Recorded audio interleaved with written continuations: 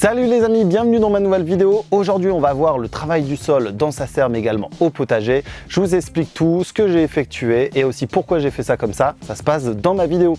N'hésitez pas à redécouvrir tous les posts quotidiens sur Instagram, Facebook et TikTok. Et également en fin de vidéo à faire un petit pouce bleu et à la partager. Allez, c'est parti!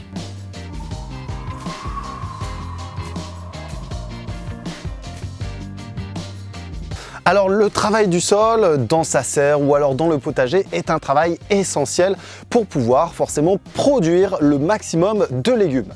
Donc la première chose à faire, ça va être d'analyser votre sol, de savoir un petit peu la tendance, savoir le pH, savoir également les minéraux qui sont contenus dedans, savoir peut-être, donc comme je vous le disais au niveau du pH, il est plutôt fort acide, acide ou alors plutôt neutre.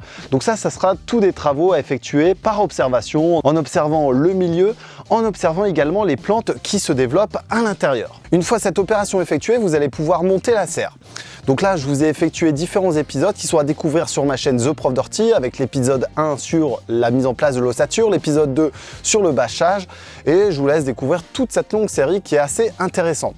Au passage, ici, mes vidéos, et en ce moment, sont faites au Canada, donc forcément, la nature du sol est différente, mais également au niveau des opérations culturales, et aussi au niveau des différents semis que vous pouvez faire à la maison ou dans votre serre. Je vous explique tout ça, c'est parti!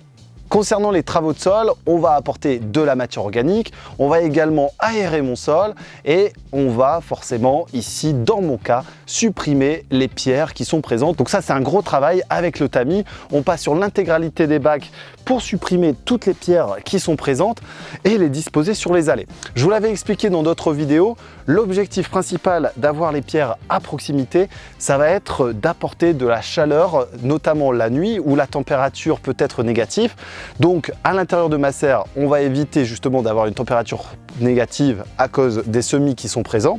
Et donc les pierres vont avoir ce rôle de capter la chaleur et de la restituer, alors non pas directement au bac, mais surtout de restituer, de diffuser aux alentours du bac pour éviter que le froid ne vienne s'attaquer de manière trop importante sur nos semis ou alors sur nos jeunes plantules. Concernant maintenant l'aération de mes bacs, forcément on a piétiné avec le montage de la serre, avec l'installation de la bâche, également pour la création des bacs.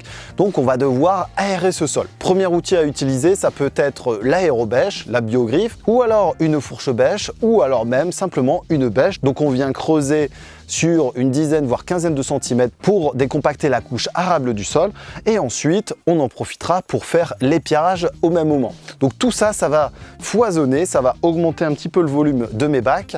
Cependant, avec le temps, ça va se tasser et du coup on va retrouver un niveau normal sur l'intégralité de mes bacs. Concernant l'épiarage, donc forcément on a réalisé des tamis que vous allez pouvoir découvrir sur ma chaîne The Prof d'Ortie et donc on va avancer au fur et à mesure. On va prendre en bêchant la terre que l'on souhaite tamiser, on va la mettre sur le tamis, par gravité les cailloux tombent et on va récupérer en dessous forcément la terre qui a une granulométrie bien moins importante qu'au départ. Une fois cette opération effectuée, donc on a retourné et aéré notre sol, on a supprimé les pierres, on va pouvoir amender, donc soit par l'apport de matière organique, donc ça sera un amendement organique, ou alors en fertilisant, en apportant un engrais de fond à base de sang desséché ou alors d'os et de plumes qui va apporter de manière diffusante dans mon sol de l'azote qui sera bénéfique par la suite.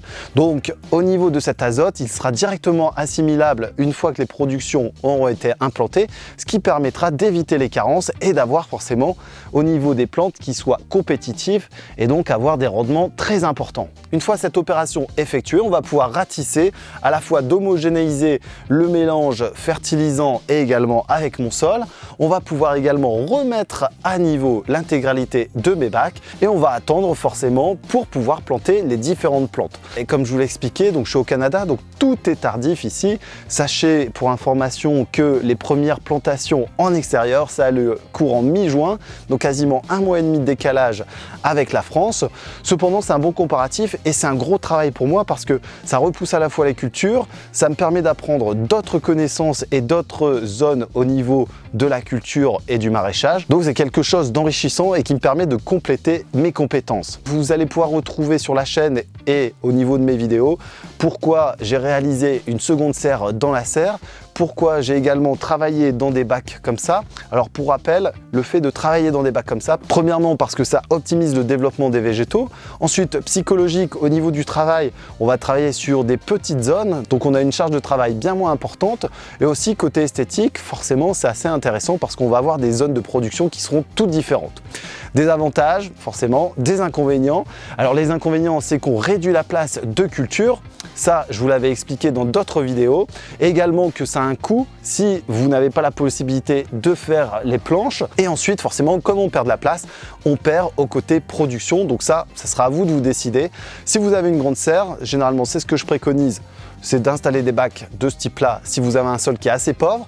En revanche, si vous avez une petite serre avec un sol riche, je vous conseille de ne pas travailler avec des bacs comme ça. N'hésitez pas à redécouvrir toutes mes autres vidéos sur les semis, sur les courges, les tomates, les aubergines, sur les pommes de terre, enfin bref, sur tous les légumes. C'est disponible en dessous. N'hésitez pas à vous abonner également, à faire un petit pouce bleu et à partager la vidéo. Moi, je vous dis à très bientôt. Je vais aller continuer le tamisage et on va bientôt pouvoir planter les premiers végétaux dans la serre. Allez, salut tout le monde, à très vite.